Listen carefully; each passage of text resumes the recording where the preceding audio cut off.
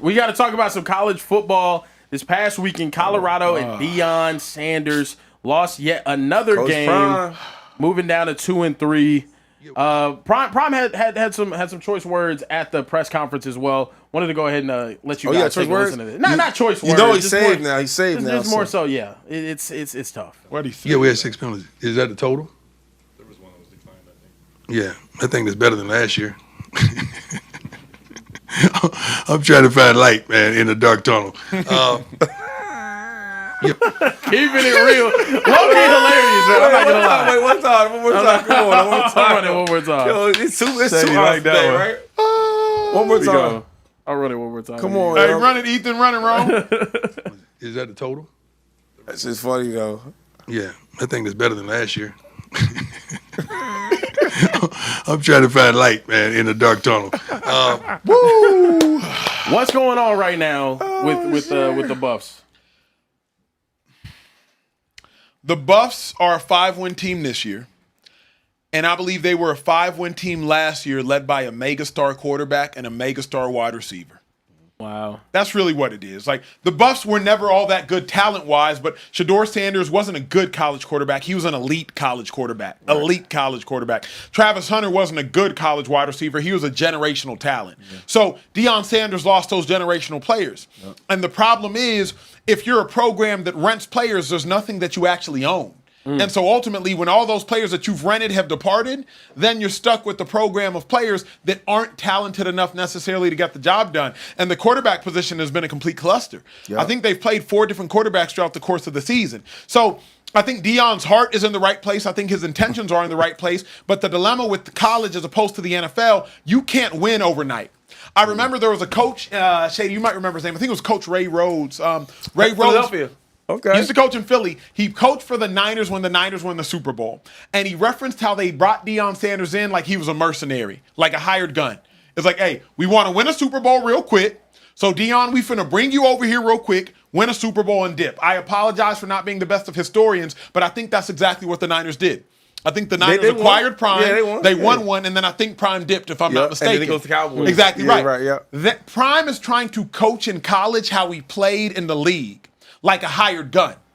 Prime is trying to coach in college like, okay, let me hire a couple guns, let me bring a couple transfers, try to win run real quick. But in college, it doesn't necessarily work like that. Because when you're going up against the BYUs of the world, not only are they just older by the nature of how they go work in BYU, but also these are players that have been homegrown plus hired guns. And so I think that's a part of the dilemma and the learning curve with what Deion Sanders got going on in Colorado. Yeah, I just think that they're not that good, right? And then you lose a great quarterback, lose one of the best players in football with Travis Hunter. Like, they don't have that many pieces.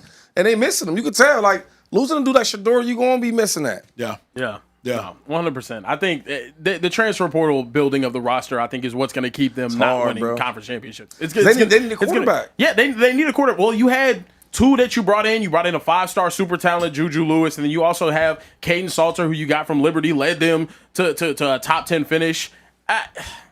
It's tough right now. I think he can still figure it out. Also, it's really tough given everything that he had to go through in the offseason. Yeah. Whenever your head coach isn't there for 3 months, he's the man running the operations. He's the one holding everyone to the standard. I think it was a really tough offseason. We'll see if he can recover next year. The hard part for me, and obviously I love Deion. He knows that. Shady and I have spent time with him. Shady, I'm closer to him than I am, but love Deion. The hard part for me is, like, I don't know how he'll figure it out. And not because Deion's not smart. When you watch Colorado, Randy Moss is on the sideline.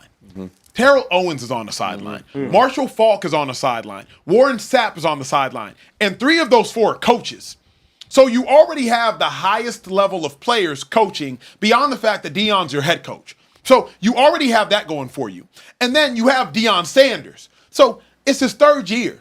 If we haven't figured it out yet, Care Bear, and you know college football as well as anybody sitting in here, at least from the fandom perspective, if you haven't figured it out yet, what leads you to believe he's going to? Because the Oregon Ducks of the world, they know what the hell they doing. And they building and running. Well, the Georgias, the Bamas, the Sarks now, They Yeah. run it. They run it. The Pits. I don't think Colorado's the program to be able to compete at championship level. The Pits is nasty. But this is my thing though. The other teams that use the transfer portal to do what? To plug holes. Yeah.